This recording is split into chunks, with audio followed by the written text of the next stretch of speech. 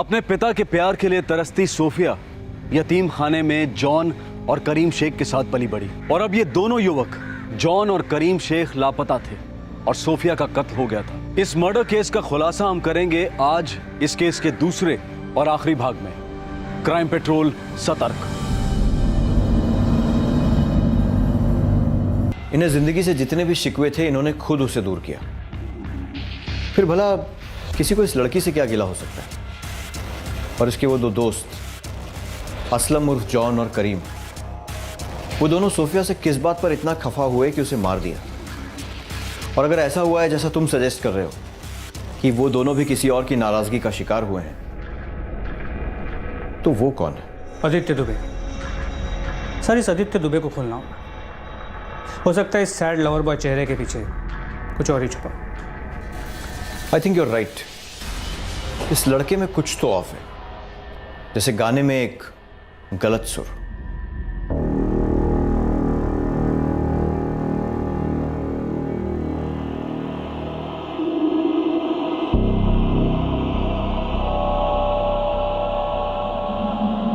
Sir, बताया तो था मैंने, वो अपने फ्रेंड्स जॉन और करीम के साथ हॉलीडे पर जा रही थी 3 दिनों के लिए।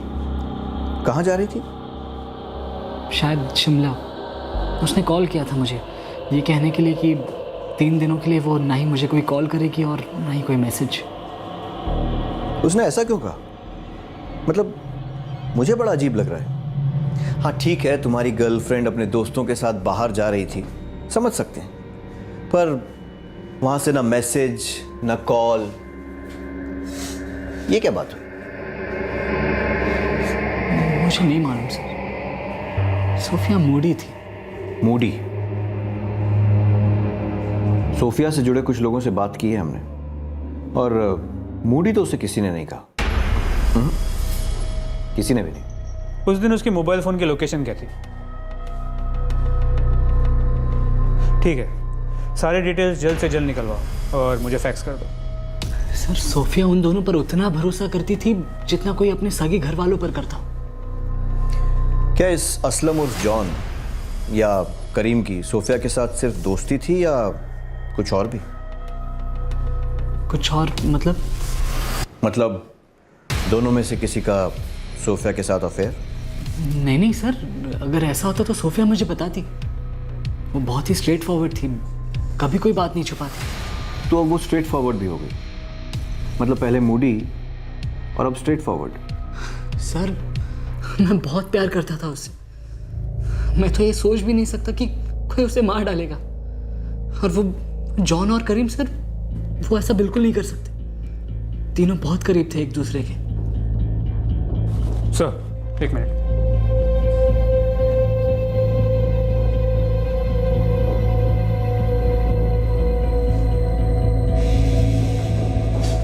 सर, 1 जुलाई को जब सोफिया का मर्डर हुआ, इस आदित्य दुबे की फ़ोन की लोकेशन उसके घर पर ही थी। और उन 3 दिनों में सोफिया के नंबर से ना उसे कोई फ़ोन आया ना उसने कोई फ़ोन किया।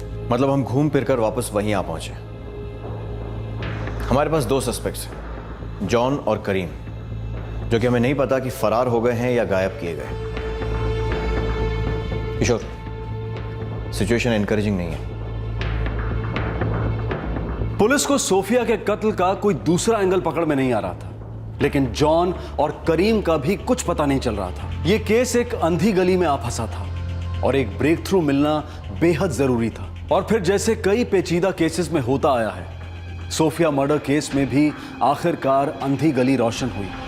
अब दिल्ली दूर नहीं थी।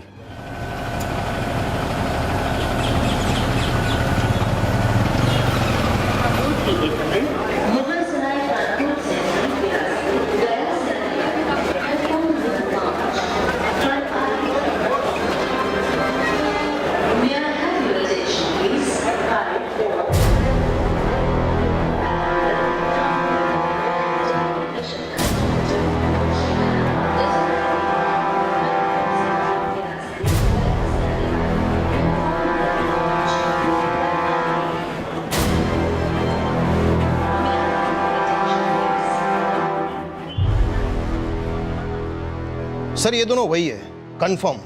ध्यान रखने के लिए एक आदमी छोड़ दिया उनके पीछे। लग रहा है शहर छोड़ के भागने की फिराक में दोनों। ठीक है, सर वो दोनों अब तक वहीं हैं। गुड, अब एक्शन का टाइम आ गया है।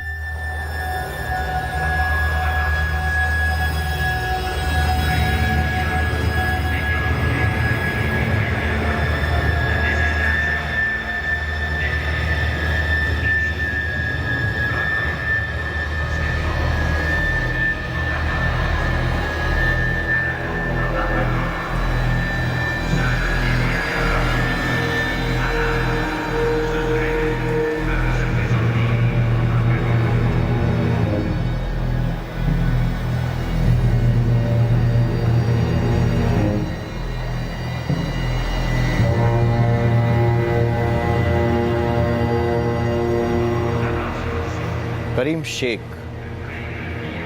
असलम खान उर्फ जॉन। पता है हम लोग ये मान चुके थे कि सोफिया का कत्ल किसी और ने किया है और शायद तुम लोगों के साथ भी कुछ बुरा हुआ है, पर किसी और के पास सोफिया को मारने का कोई कारण ही नहीं था। लेकिन तुम्हारे चेहरे मुझे बता रहे हैं कि तुम्हारे पास वजह थी, वाजिब वजह, और अब वो वजह तुम मुझे बताओ।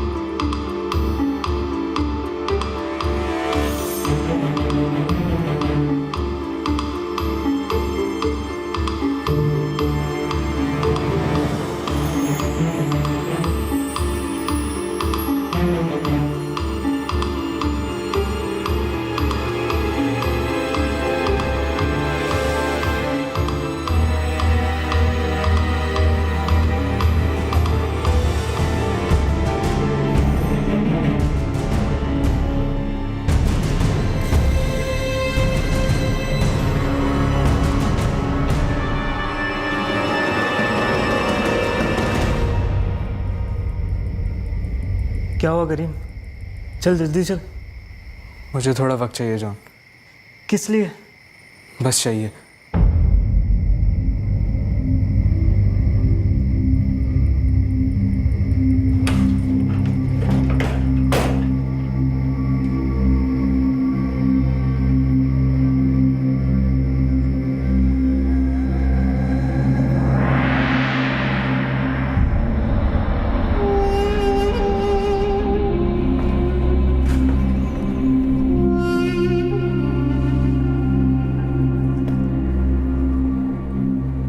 खामोशी अलग अलग तरह की होती है।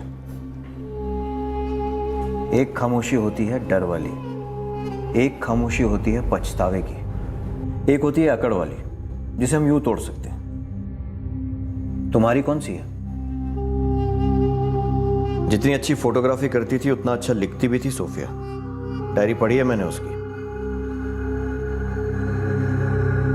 क्यों मारा उसे?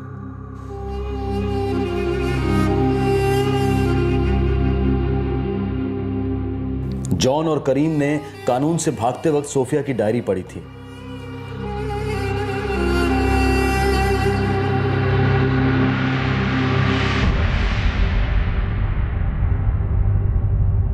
अपने ही घर में छुपके से घुसना, उसका अपना अलग ही मजा है। किसी अपने का तुमसे शिकवा होना तकदीर का दिया हुआ तोहफा है।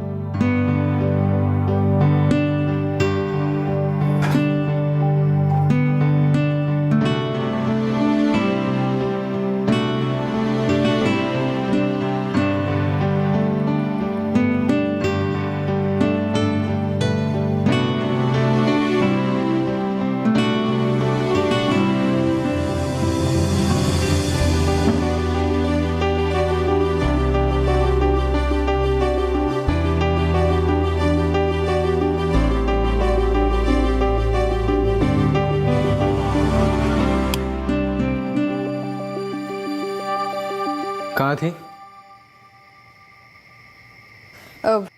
दोस्तों के साथ थी करीम। ये क्या चल रहा है? 2-3 दिन से देख रहा हूँ रोज रात को लेट आना। ये चल क्या रहा है आखिर? गलती हो गई, सॉरी, फिर कभी नहीं करूँगी। कोई बात नहीं, पर हाँ अगर अगली बार लेट हो ना तो बता दियो मेरे को, कहाँ हो, किसके साथ हो, जानना ज़रूरी है मेरे लिए। ओके दरोगा साहब, ओके, अगली बार तुझे पक्का बता के जाऊंगी। अब जाके सो जा। अपनों की डांट से कभी रुस्वा नहीं होती। फिक्र करने वाले सिर्फ नसीब वालों को ही मिलते हैं। अब मेरे हाथों के हैं 2-2 हाथ। जॉन और करीम है मेरे पास। अब मैं चाहूं तो भी फिसल नहीं सकती, गिरूं तब भी टूट नहीं सकती। रो दूं तो ये हंसाते हैं, मुरझाऊं तो ये खिलाते हैं, एक घर का एहसास दिलाते हैं जो हम तीनों ने सपनों में देखा था। मैं सोफिया को कभी समझ ही नहीं पाया सर। उसके जज्बात को कभी महसूस ही नहीं कर पाया। सो आदित्य, ये है जॉन और ये है करीम। हम लोग मिल आज रहे हैं, लेकिन सोफिया ने बहुत कुछ बताया तुम दोनों के बारे में मुझे। आदित्य मेरा बहुत अच्छा दोस्त है।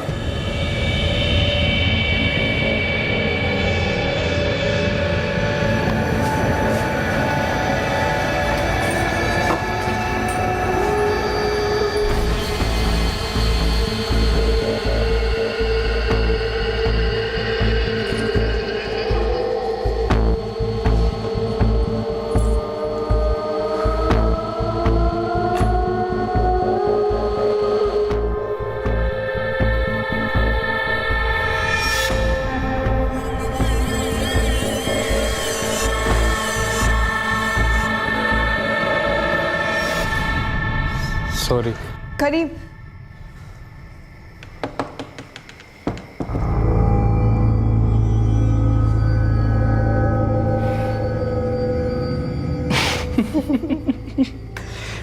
तुम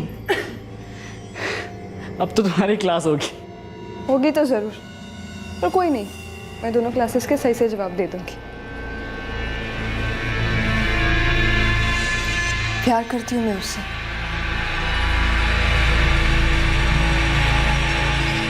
सोफिया कहीं ऐसा तो नहीं आदित्य मजे मार रहा है, टाइम पास कर रहा है तेरे साथ? नहीं जॉन, वो वाकई में बहुत सीरियस है मेरे साथ। काफ़ी अरसे से मैं उसको जानती हूँ और ये फैसला मैंने सोच समझ कर ही किया है। तुम दोनों यकीन मानो मेरा, हम दोनों बहुत सीरियस हैं।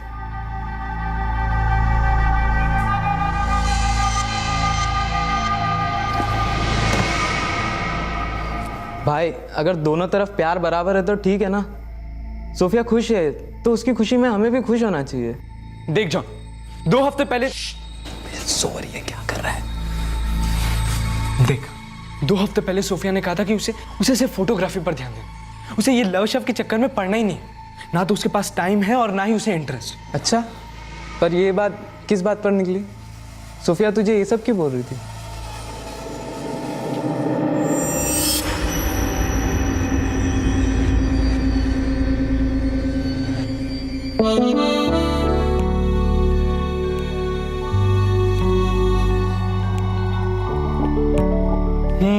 चाय।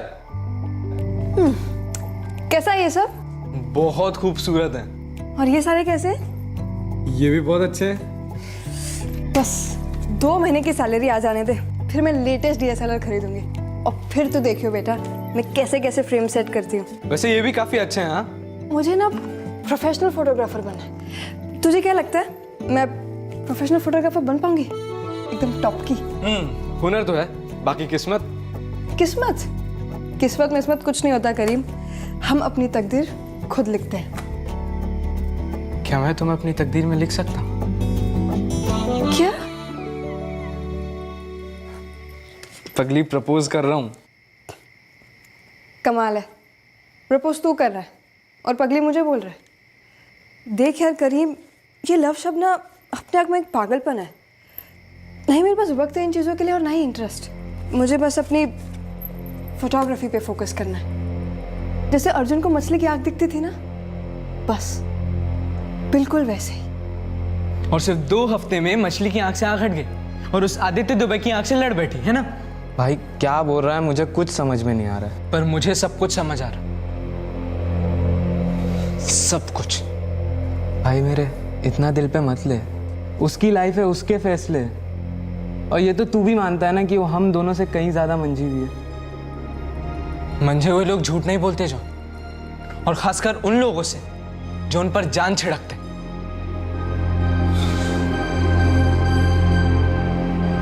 करीम, मेरे बचपन के दोस्त, मुझे माफ कर।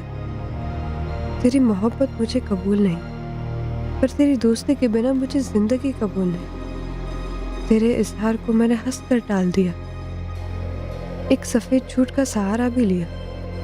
पर करीम, मैं तुझे दुखाना नहीं चाहती और ना ही आदित्य को छुपाना चाहती हूँ। सही वक्त का कर रही हूँ इंतजार, कब तुम दोनों को बता दूं कि आदित्य है मेरा प्यार। करीम, मैं जानती हूँ तू भी इंतजार में खड़ा है, पर यह भी जानती हूँ कि तेरा दिल कितना बड़ा है। मेरे बचपन के दोस्त, मुझे माफ कर, मुझे समझ और मुझे विदा कर।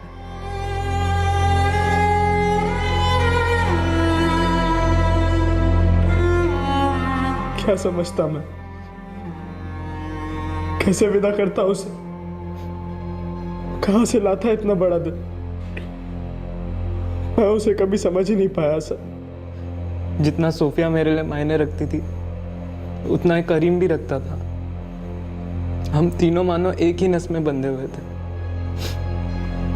और करीम की दुखती रग मुझसे बर्दाश्त नहीं हो रही थी। वो मुझसे दूर जा रही थी, जा चुकी थी, और मैं ये कबूल नहीं कर पा रहा था। आग लगी थी अंदर, जलकर राख हो रहा था मैं।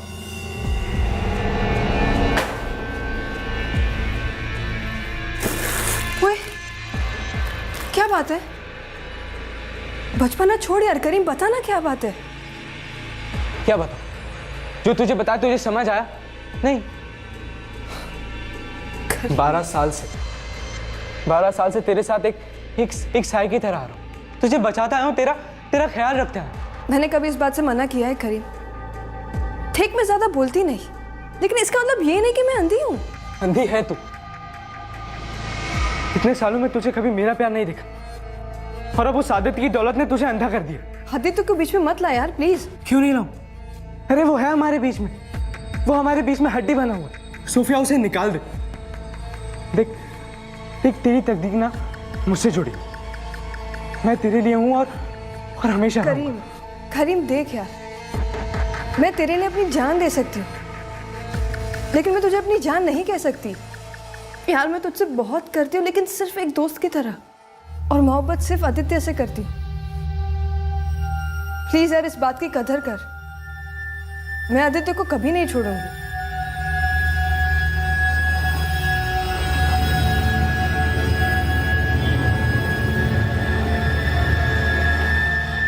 ले भाई, इतनी साफ बात होने के बाद अब और रह क्या गया? छोड़ना यार, जाने दे। सोफिया की अपनी लाइफ है यार, मेरी तो कोई लाइफ ही नहीं है ना। तू ना अंधा हो गया है, तुझे दिखता ही नहीं कि सोफिया तुझसे नहीं आदित्य से प्यार करती है। साले तू अंधा हो गया, और वो सोफिया उस आदित्य की दौलत के आगे अंधी हो गई है। अबे वो अपने फोटोग्राफी के सपने को पूरा करने के लिए ना उस आदित्य का इस्तेमाल कर रही है। तू ज़्यादा बोल रहा है, बहुत ज़्यादा बोल रहा है।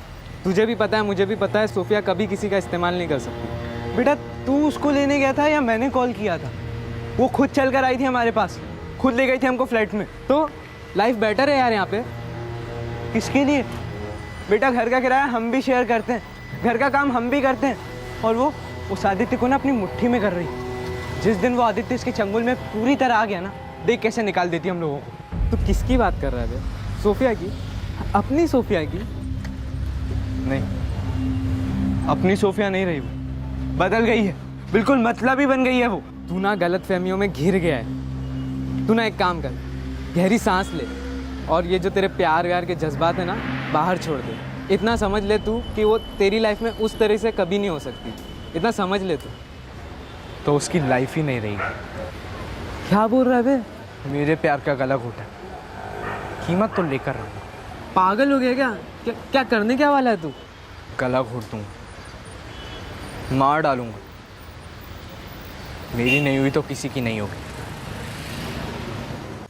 मुझे रोकना चाहिए था, रुकना चाहिए था। मैंने ना रोका ना मैं रुका। क्यों हिम्मत नहीं कर पाया मैं? क्यों खामोश रहा?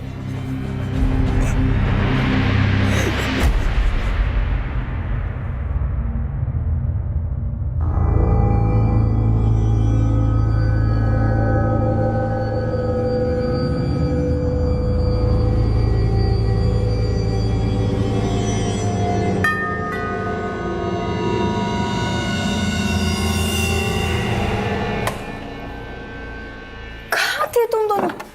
अभी भी फोन लगा रही थी, ना कोई मैसेज ना कॉल। मैं कितनी परेशान हो रही थी। ये बिल्कुल नॉट डन है।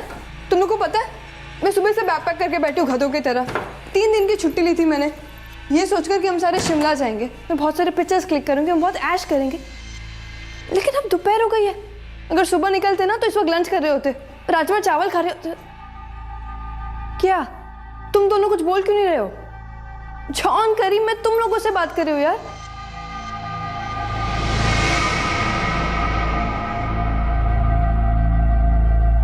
लास्ट टाइम पूछो सोफिया, उस आदित्य को छोड़कर मुझसे शादी करेगी? हद है यार, मतलब मैंने तुझे पहले भी बोला था ना कि तू ना के सिवा कुछ नहीं सुनेगा। मैं तुझे आखिरी बार बोल रही हूँ, मैं और आदित्य प्यार करते एक दूसरे से, और एक दिन हम शादी भी ज़रूर करेंगे। तुझे अगर ये बात कबूल करने में इतनी प्रॉब्लम हो रही है, दर्द हो रहा है ना, तो एक काम करते हैं, अलग हो जाते हैं। दोस्ती का गला घोटने से अच्छा है ना कि हम दोस्ती से दूर रहें। यार वक्त देते एक दूसरे को। हाँ यही सही होगा, क्योंकि तू तो समझने से रहा। या तो मैं कोई फ्लैट देख लेती हूँ या तू कोई फ्लैट देख ले, पर इतना तो पक्का है कि हमें अलग होना ही होगा।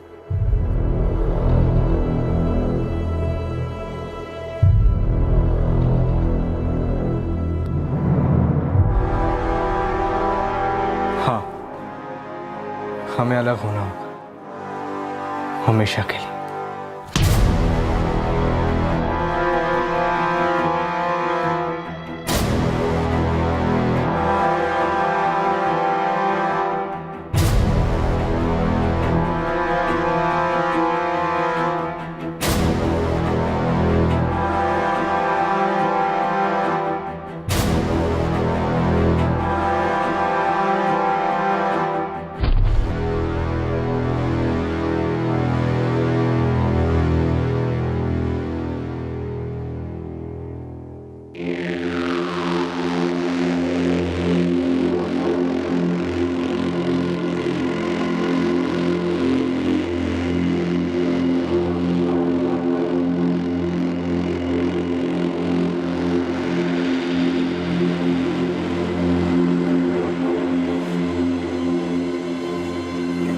तुमने अपनी बचपन की दोस्त का इतनी बेरहमी से कत्ल कर दिया और तुम देखते रह गए।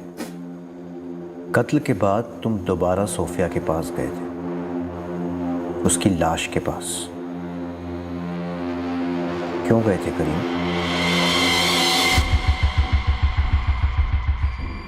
मुझे थोड़ा वक्त चाहिए जॉन। किस लिए? बस चाहिए। क्या करने गए थे करीम?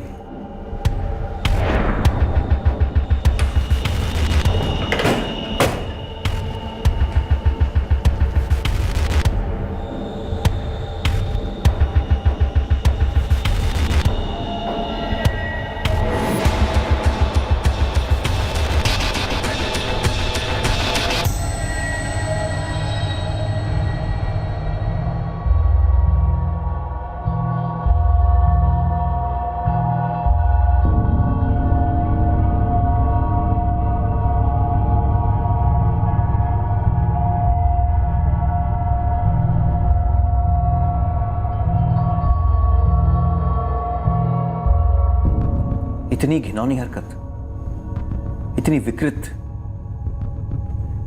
इतनी भयंकर।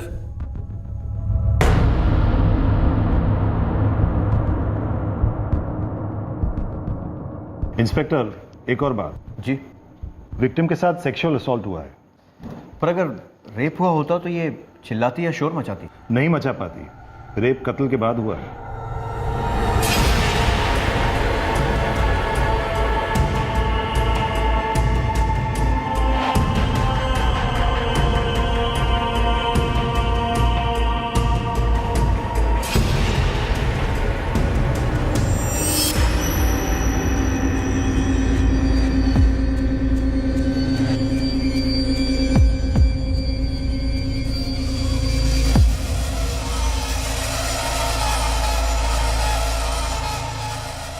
मुझे वो याद है इस कदर कि वो याद नहीं एक एहसास है।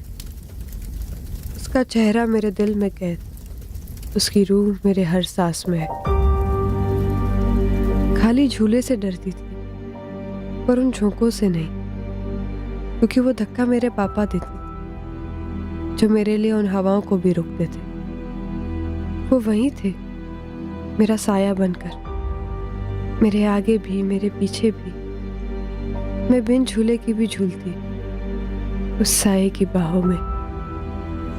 तुम लौटे क्यों नहीं बाबा? मैंने पुकारा कई बार। क्या जमाना सच कहता था कि तुम्हें नहीं था प्यार? एक याद बन गया था आपका हाथ, पर वक्त ने दिया है मेरा साथ। अब मेरे हाथों के हैं दो दो हाथ, जॉन और करीम है मेरे पास। अब मैं चाहूं तो भी फिसल नहीं सकती, गिरूं तब भी टूट नहीं सकती। रो दूं तो ये हंसाते हैं, मुरझाऊं तो ये खिलाते हैं। एक घर का एहसास दिलाते हैं, जो हम तीनों ने सपनों में देखा था।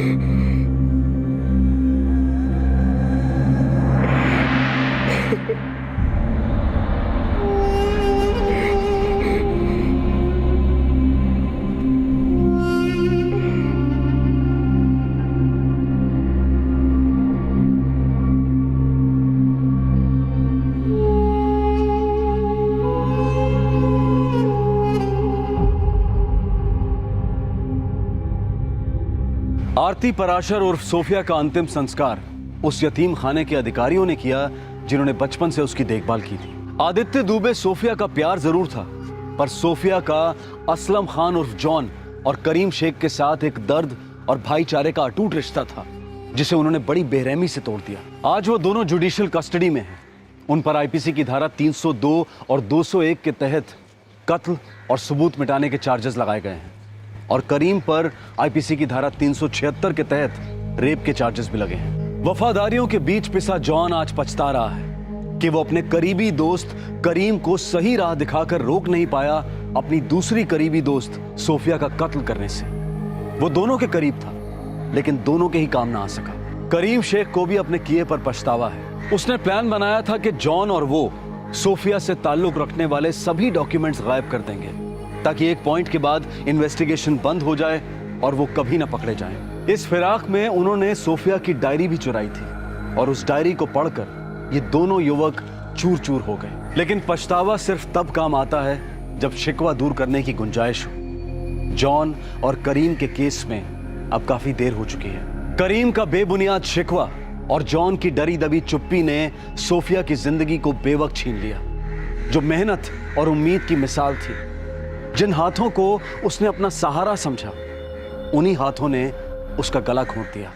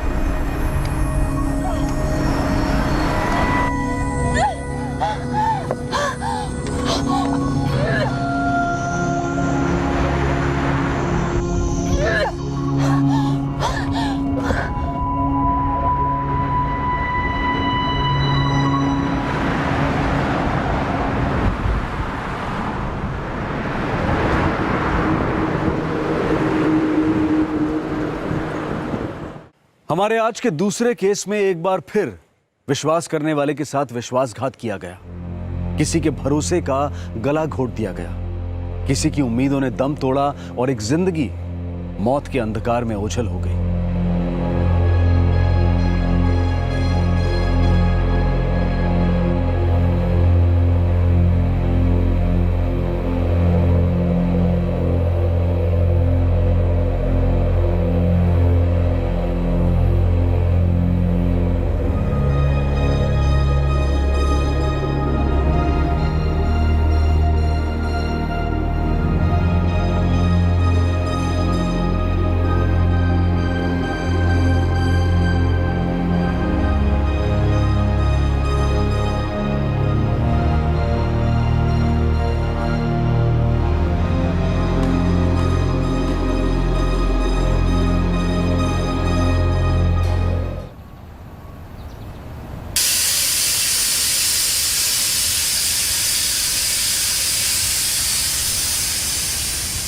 मेरी आई कहाँ है? सोनू बेटा, इतनी जल्दी उठ गया? मेरी आई? हाँ बेटा, आई आ जाएगी, बहुत जल्दी आ जाएगी। हाँ, भूख लगी होगी ना, दूध पिएगा?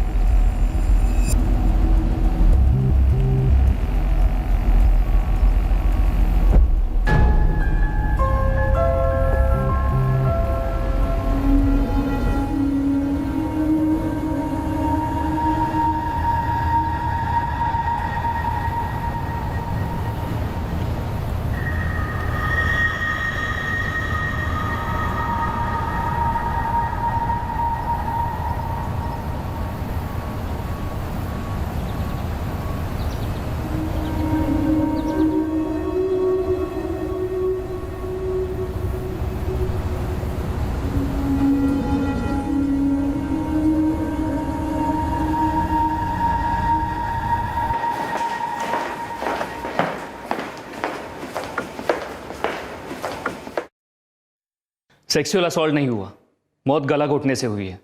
डॉक्टर, मौत की टाइमिंग? बॉडी पोस्टमार्टम के लिए आई, उसके करीब 10-12 घंटे पहले।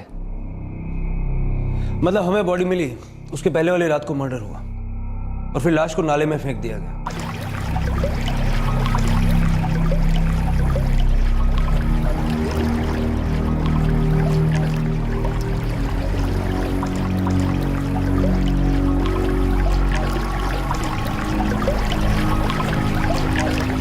21 जुलाई 2014 को एक औरत की लाश महाराष्ट्र के थाने जिले के पास एक नाले में पड़ी मिली। पोस्टमार्टम के बाद पता चला कि मौत पिछली रात यानी कि 20 जुलाई 2014 को हुई थी।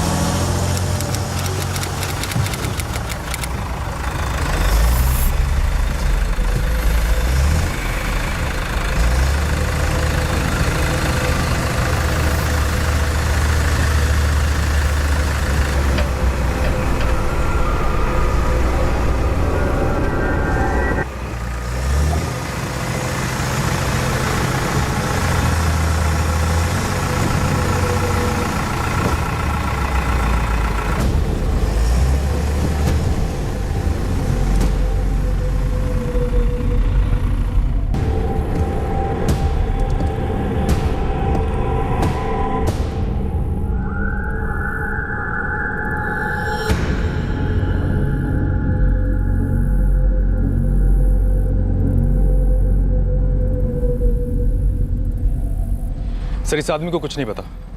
इसने नाले में लाश देखी और हमें फ़ोन किया। मैंने आसपास के लोगों से पूछताछ की है, किसी ने भी इस औरत को यहाँ पर पहले कभी नहीं देखा।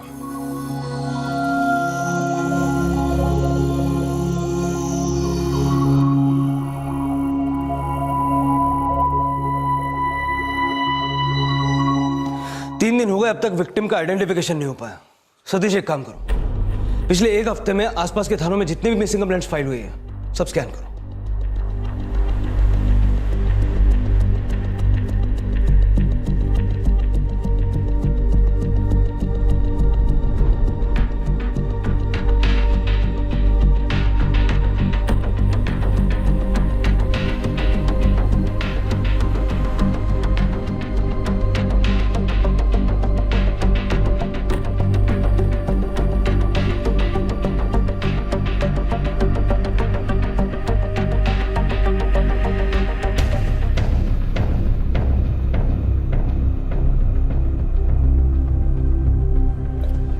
सात दिन से ना चप्पल घिस रहा हूँ, मगर अब तक इसके बारे में ना एक ब्रेकिंग न्यूज़ नहीं मिला। इस औरत का पोस्टर तो मेरे इलाके में भी लगा हुआ है। अब पूरे मुंबई में लगा है। अपन खुद मुंबई, थाने, वाशी, छान मारा। अरे अपन तो गारंटी के साथ बोलता है, या तो इसका कोई है ही नहीं, या फिर ना किसी को पड़ी नहीं है इसकी।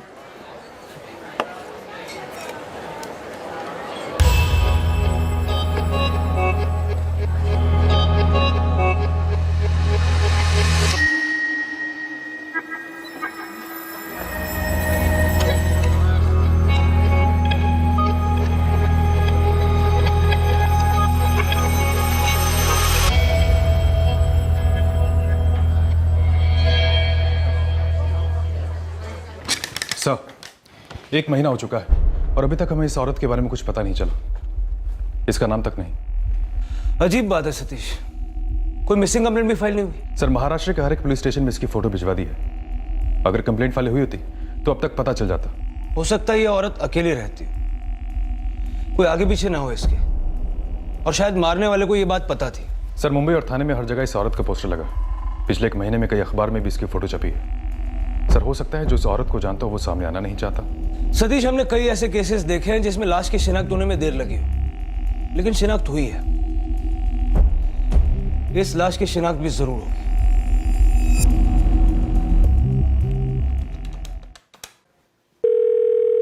Hello hello inspector Surve, doctor Rani बात कर रहा हूँ। जी डॉक्टर, बोलिए। पिछले 3 महीने से उस औरत की बॉडी यहाँ पे पड़ी है और अब तक कोई बॉडी आइडेंटिफाई करने नहीं आया। देखिए, मैं आपकी परेशानी समझ सकता हूँ, लेकिन ये केस अभी सॉल्व नहीं हुआ, और वैसे भी ये केस क्राइम ब्रांच को ट्रांसफर होने वाला है। मुझे लगता है हमें उसका दाह संस्कार कर देना चाहिए, और वैसे भी इन्वेस्टिगेशन के लिए ज़रूरी फोटोज़ और केस पेपर्स ऑलरेडी आपके पास है। आपकी बात सही है, पर मुझे अपने सीनियर से बात करनी होगी। मैं आपको जल्दी इन्फॉर्म करता हूँ। Thank you inspector. उस अज्ञात औरत की लाश मिलने के लगभग 3.5 महीने के बाद पुलिस ने उसका अंतिम संस्कार कर दिया, एक लावारिस लाश की तरह, जिसका ना तो कोई नाम था और ना ही कोई पहचान। केस एक कदम भी आगे नहीं बढ़ रहा था। आखिरकार यह अनसॉल्व केस क्राइम ब्रांच को सौंपा गया। एक औरत जिसका कोई नाम रहा होगा, कोई घर परिवार रहा होगा, एक जिंदगी रही होगी। क्या उस औरत की पहचान, उसका गुजरा हुआ कल, उसके साथ हुआ अपराध कभी सामने नहीं आने वाला था? क्या ऐसा कोई नहीं था जिसे इस औरत की गैर मौजूदगी खल रही थी?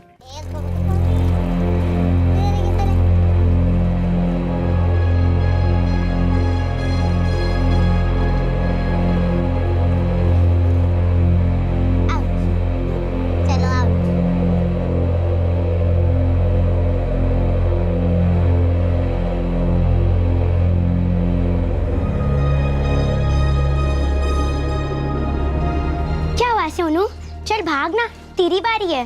देख सोनू, अगर तू नहीं भागेगा ना तो मैं तेरे साथ नहीं खेलूंगी। क्या हुआ सोनू?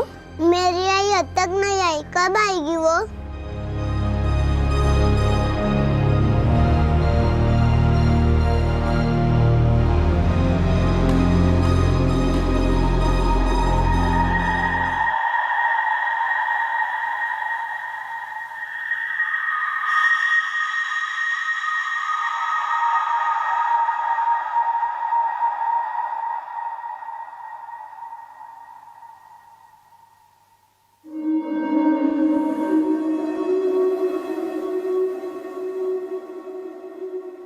मौत का मंजर साए की तरह पीछा करता है।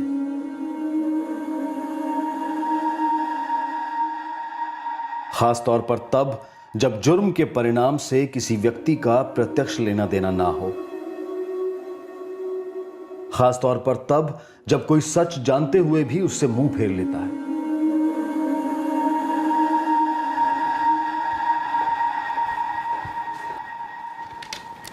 हाँ जगन बोल। साहब, नारायण का फोन आया था मेरे को। क्या बोला? कोई सॉलिड टिप मिली है उसे? तो एक काम कर, बाहर में आने को बोल उसको। शाम को वहीं मिल के बात करते हैं।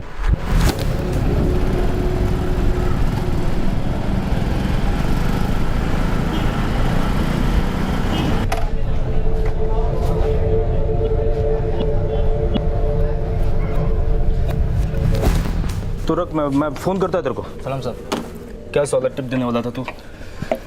साहब, कल रात को दुबई से फ़्लाइट आने वाली है साहब। कौन सी फ्लाइट?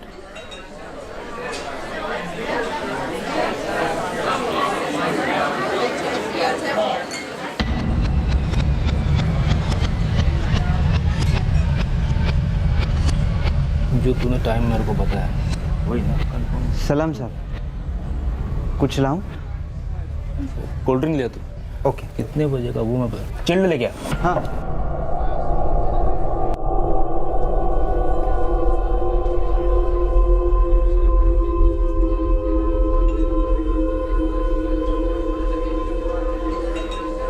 परचुरे साहब, आपको कुछ बताना था। बता। कोई लफड़ा किया तू? नहीं साहब, मैंने कुछ नहीं किया। हाँ तो बता ना फिर। साहब, 3.5 महीने पहले एक औरत का मर्डर हुआ था ना। कौन औरत? वही साहब, जिसका नाके पे पोस्टर लगा था और पेपर में भी उसका फोटो आया था। इसमें ये। भाई साहब, ये लेडीज का फोटो तो मेरे पास भी आया था। पूरा मुंबई दर्शन किया साहब, फिर भी कुछ पता नहीं चला इसके बारे में। अभी तो इसका क्रियाक्रम भी हो गया। आपके यूनिट सी में आपटे साहब है ना, उनके पास फाइल है इस लेडीज का। राकेश, इस औरत के बारे में तू और क्या क्या जानता है? सर, इस औरत का नाम रजनी माने है। ये राकेश कहाँ है? सलाम साहब। तो इस औरत को जानता था, फिर भी इतने महीने चुप क्यों रहा? साहब, बहुत डर गया था। सोचा जाऊंगा तो बहुत सवाल होंगे। बहुत टेंशन में था साहब। बोला भी नहीं जा रहा था और बोले बिना रहा भी नहीं। तभी ये परचुरे साहब दिखे। इनको पहले से थोड़ा जानता हूँ, सोचा इनको ही बता दूँ। ये रजनी माने करती क्या थी? बार में काम करती थी साहब। या तू काम करता है? नहीं, अर्पिता बार में, जहाँ मैं पहले काम किया करता था।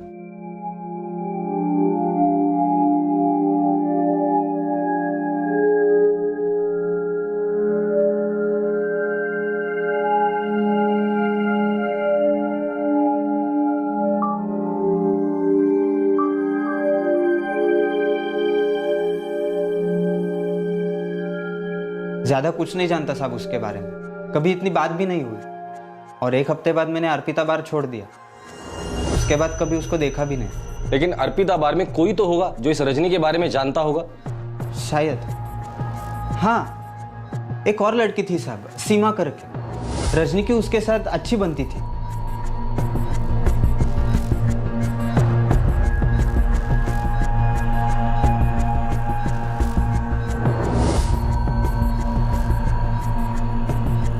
तुम जा सकते हो, जरूरत पड़ेगी तो दोबारा बुला लूंगा। जी सर।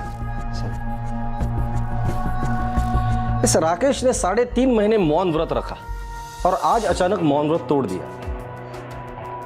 नजर रखो इस पर। सर। अभिजीत सर। अर्पिता बार की सीमा से हमें इस रजनी के बारे में पता चल सकता है।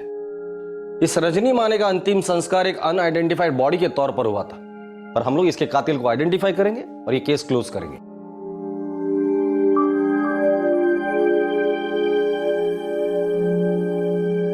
इस अज्ञात औरत की मौत के लगभग 3.5 महीने बाद और उसके अंतिम संस्कार के भी 2 हफ्ते गुजर जाने के बाद आखिरकार उसका नाम पता चला, रजनी माने। राकेश ने कोशिश की थी कि इस बात को वो अपने ही अंदर समेट कर रख सके, पर आखिरकार वो चुप ना रह सका। राकेश के अलावा और भी लोग थे जो अपने अंदर कई राज दबाए बैठे थे, सच से मुंह फेर रहे थे। रजनी का कातिल भ्रम में जी रहा था कि उसका गुनाह कभी पकड़ा ही नहीं जाएगा, लेकिन यह भ्रम जल्द ही टूटने वाला था, क्योंकि इस अज्ञात लाश की शिनाख्त हो चुकी थी। इस औरत की जिंदगी पर चढ़ा राज का पर्दा खुलने वाला था और साथ ही खुलने वाला था उसकी मौत का राज।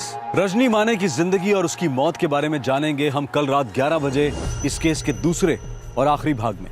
आपसे फिर मुलाकात होगी क्राइम पेट्रोल सतर्क में। तब तक अपना ख्याल रखें, सुरक्षित रहें और याद रखें, सच्चाई के रास्ते पर चलना फायदे की बात होती है, क्योंकि इस रास्ते पर भीड़ कम होती है।